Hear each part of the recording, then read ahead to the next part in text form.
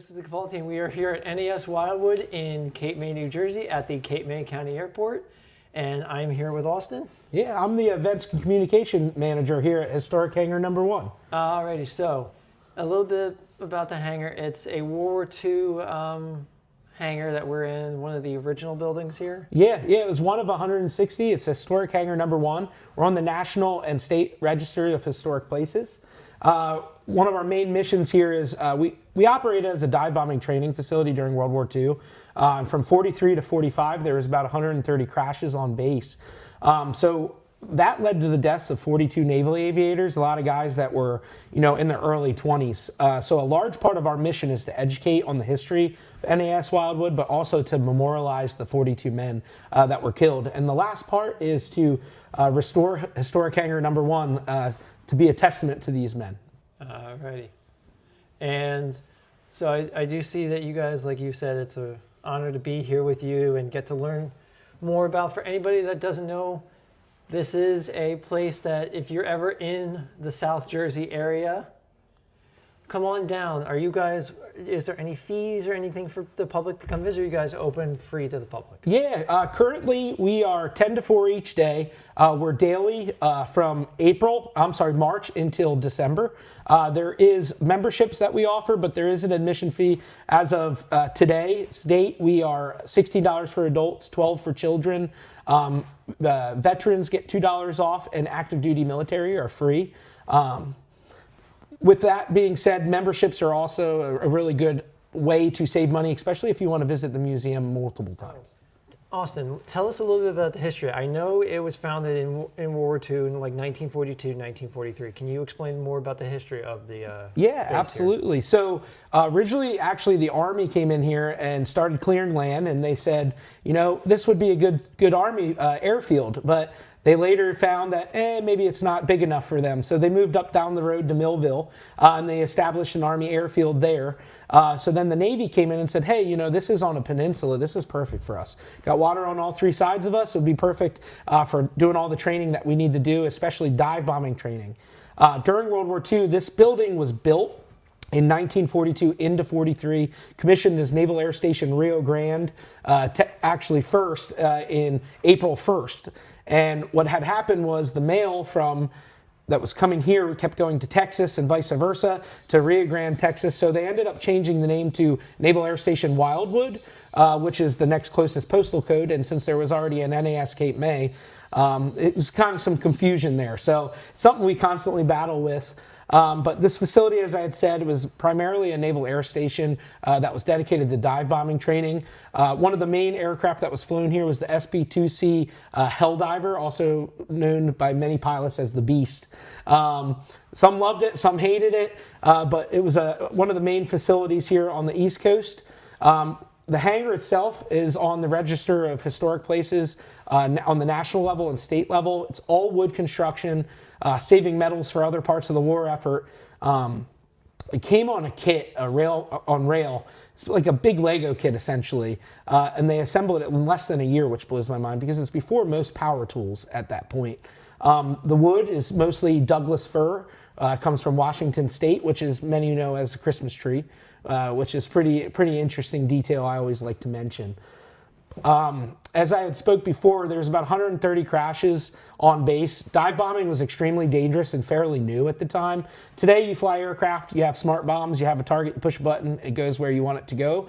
For the most part they're dropping into a 70-degree angle, aiming at their target, have to be a certain amount of feet off of the target. Then they drop the bomb and then pull up, and hopefully that they weren't too low, or they were able to, so they're not being touched by the explosion of the ordnance they're dropping, or they're also thinking about, oh, I'm being shot by enemy fighters, things like that. So many things going on in that cockpit. So with the ordnance that they've used, although there was a training base, it would have been what? Probably dummy ordnance with probably just...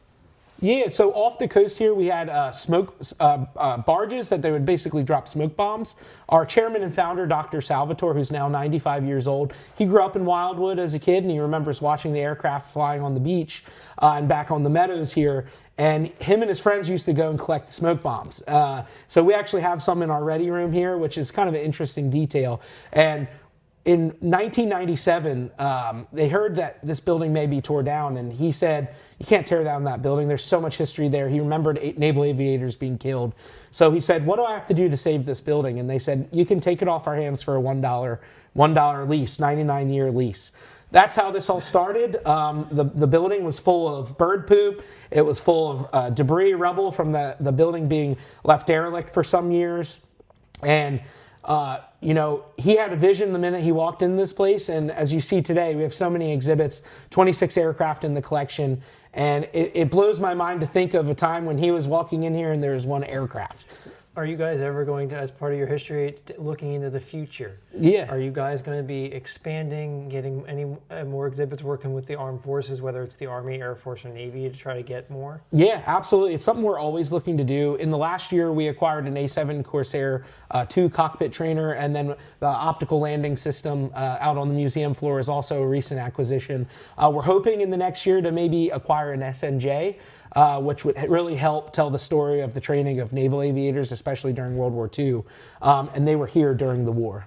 So we are standing next to the F-6F Hellcat, one of the better fighters short of in the later half of World War II, probably 1943 and to 45. Yep, to close out the war. It's pretty interesting. So they were known for their 19-to-1 ratio during the war. Very good at shooting down enemy aircraft.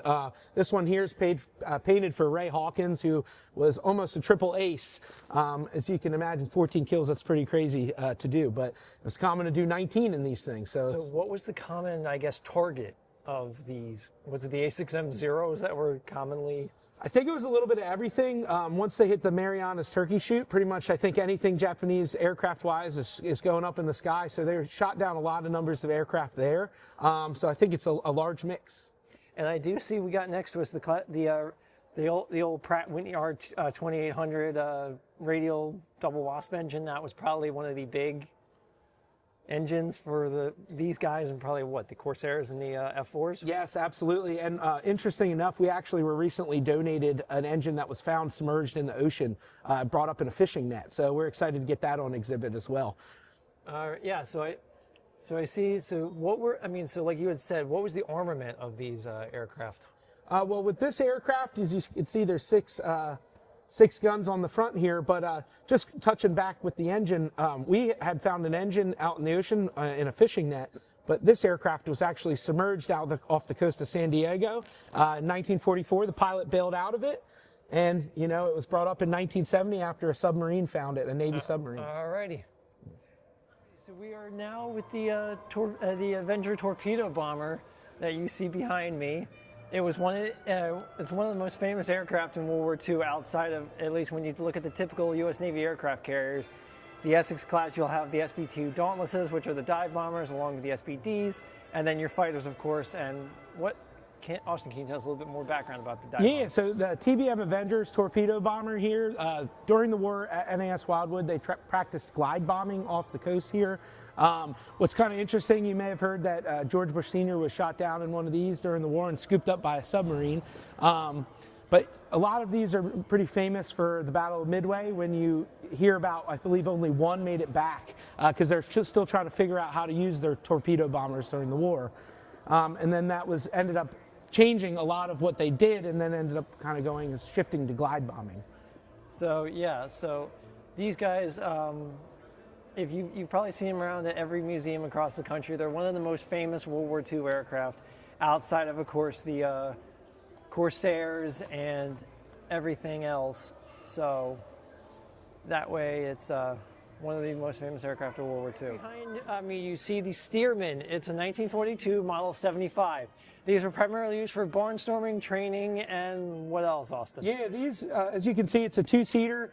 Top speed on these is about 140 miles per hour. This was in the training circuit for naval aviators, so they'd start doing ground school, hop in something like the Link trainer, then they'd move up and get flight hours in the Boeing Stearman here. We actually have a Navy and Army Air Corps version of the Stearman, which is pretty interesting. From there, they would move into a BT-13, which we also have in the museum collection. And then from there, you'd move into an AT-6 or SNJ. And then your designation of, you know, are you going to be a dive bomber, torpedo bomber? And then you kind of find out what you'll be flying. Here at NAS Wildwood, they specifically would be designated as dive bombers.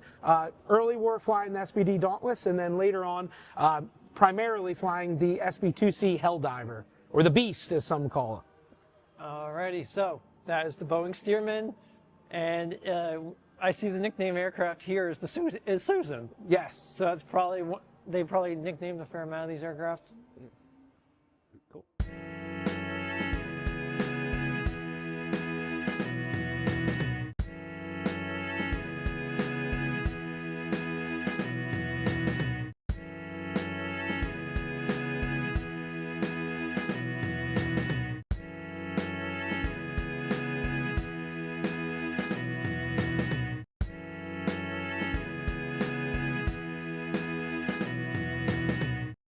So this is the F5 Freedom Fighter, otherwise known as what? One of our light fighters? Yeah, and they were also used as aggressor aircraft for like Top Gun, things like that. If you've ever seen the movie Top Gun, the F5 was actually the MiG in the original 1980s movie, which is pretty interesting. So these fighters were also used by a lot of our friends and allies overseas because they were what, a cheap export? Yes, yep, and they were very efficient. This one here is painted in Marine Corps colors, and it was used by the Marine Corps, which we have on loan from the National Marine Corps Museum down in Quantico. Wow, all right, so we will definitely, you'll probably see more of these no matter where you go and you look at them. They are one of the greatest fighters for probably aggressor training, and even, were they used in, what wars were they ever used in? These were kind of used through, I believe, the 70s, 80s, and up until the 90s, I believe. And I think there's still a version that's still being flown today. Alrighty, so yeah, so the Freedom Fighter it's a single-seat, twin-engined aircraft armed with a couple missiles, but it's mainly used for aggressor training these days, so. So this is the F-14 Tomcat. Very famous aircraft, not only across naval aviation, but American iconic. You may recognize this aircraft from two movies, even one of the most recent ones, Top Gun 1986, and then Top Gun 2. And this aircraft is one of the most famous. It was flown by some of the very famous squadrons.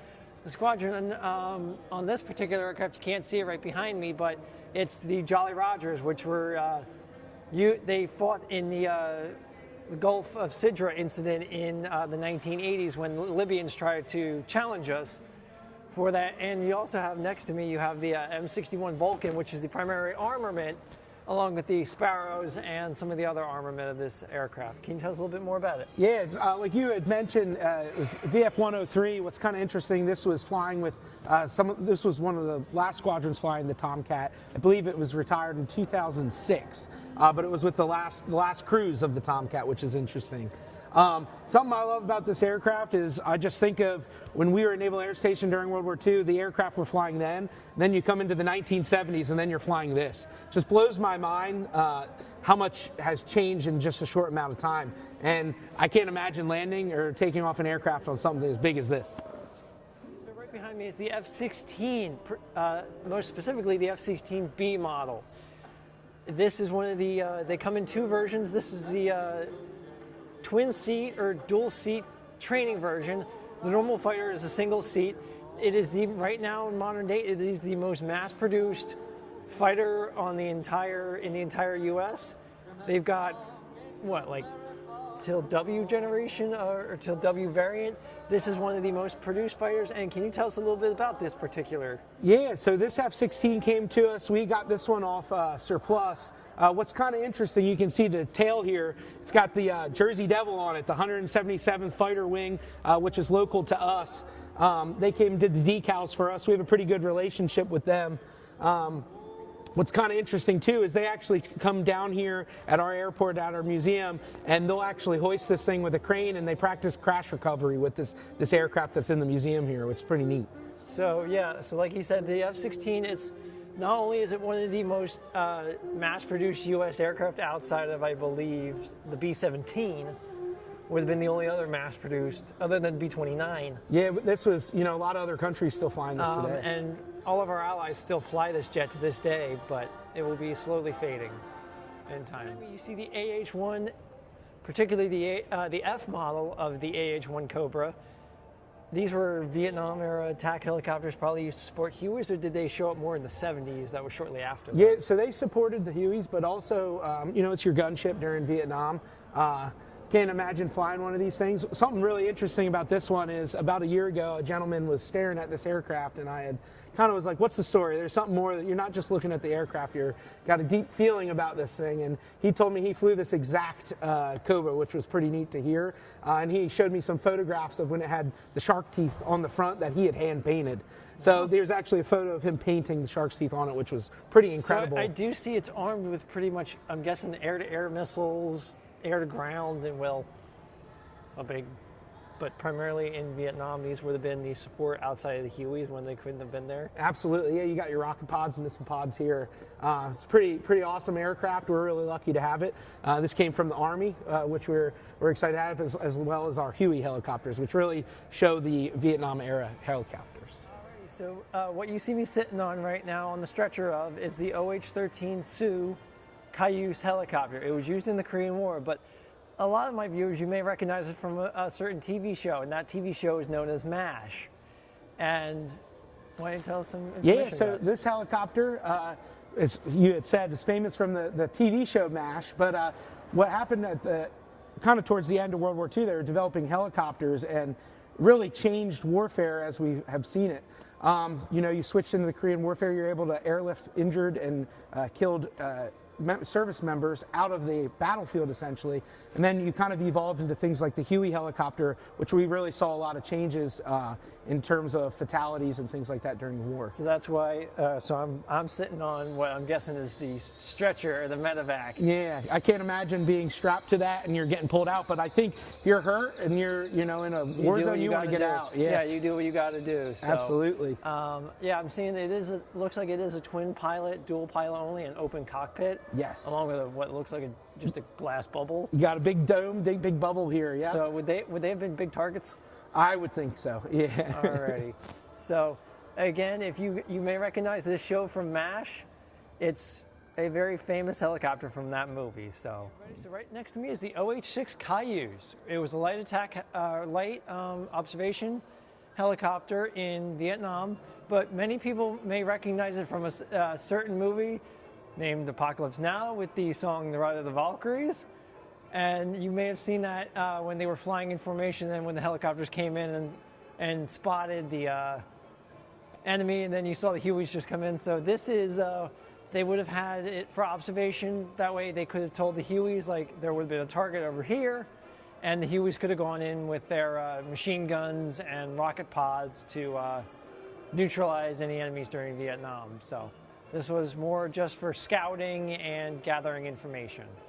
Other things like that, this was later used to as a base for the AH-6 and MH-6 Little Bird, which is the current Special Forces little helicopter that they use for Special Forces.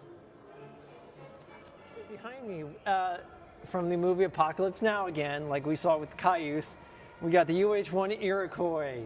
This is one of the primarily attack, transport, and pretty much multi-role helicopters for Vietnam. Yes, yep. The Huey is made famous during the Vietnam War. It was heavily used. It was the first time in warfare that we relied so heavily on helicopters. As we spoke about earlier, it really saved a lot of lives by introducing the helicopter and allowing more opportunity for medevac in the field, as opposed to you're going back to an aid station, things like that.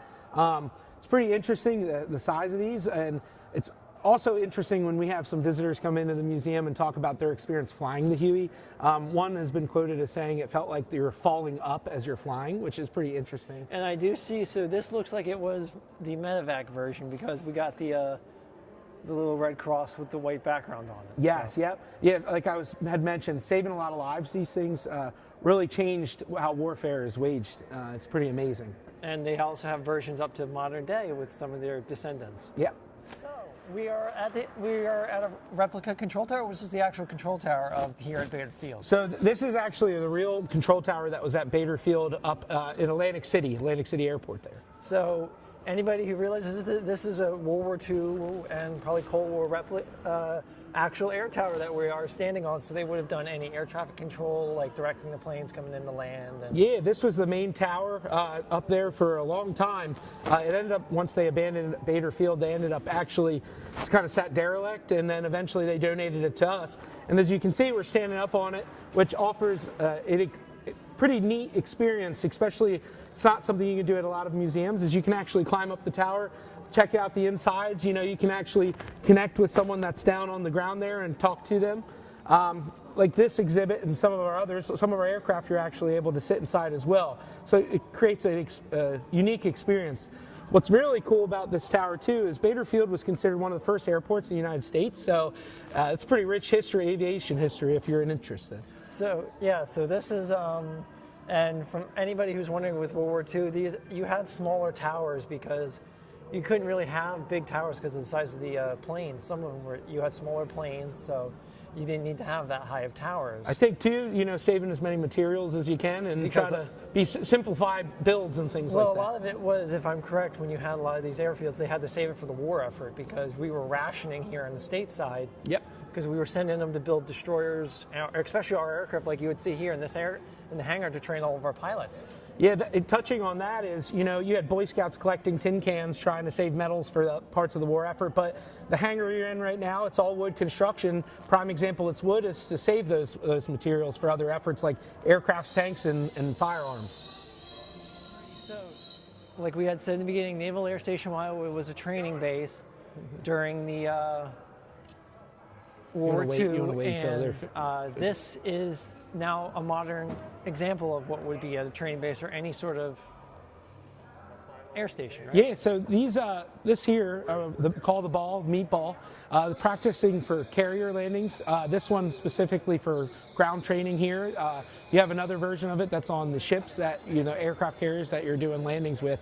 You know, this evolved a lot from, it started with paddles. During World War II, you're basically using paddles to wave off aviators or wave them in and tell them too high, too low. The landing signal officer is the one doing that. And then eventually, I believe the British kind of worked around with mirrors, and then now you switched over to Fresnel lens optical, which this was, I believe, from around the 80s. Yeah, like we have seen when the aircraft come in, or when we're even riding or flying in on normal commercial aircraft, right? We'll see these. It's sort of the same concept when they're coming in. Yeah, it's perfect for practicing. Something kind of interesting is during World War II at NAS Wildwood, they had these up at the Woodbine Airport, and they would practice carrier landings there. Alrighty, well, thank you everybody for watching the video. Be sure to like, share, and subscribe. Also check out the other video that I did down in Fort Miles. But again, Austin, thank you very much for letting me come here. It was an honor to get to have you show me the museum, learn about the history, and especially learn about the importance of the what this played during World War II. Yeah, we appreciate it. You know, like I said before, our mission is to educate on the sacrifice of the 42 men that were killed here, and just the overall history of NAS Wildwood, which for many don't know that we exist. So by you doing videos like this, we greatly appreciate it because it helps get the word out. So could you tell the viewers as we end, where are you guys located in your overall, are you guys open to the public? And yeah, so we're Naval Air Station Wildwood Aviation Museum. We're located at the Cape May Airport in southern New Jersey. If you're going down to the beach at the Jersey Shore, we're a good stop, especially on rainy days. Come check us out. We have a lot of different exhibits, some that you can climb inside, like our tower and some of the aircraft. If you want to check us out, you can check us out on Facebook. It's NAS Wildwood or Naval Air Station Wildwood Aviation Museum, or on our Instagram page, and the hashtag, or I'm sorry, the handle is NAS_Wildwood. Alrighty, and also be sure to follow me on my TikTok, Instagram, and Facebook. You guys will see these videos on all three of those platforms in addition to my channel. So it's been a pleasure.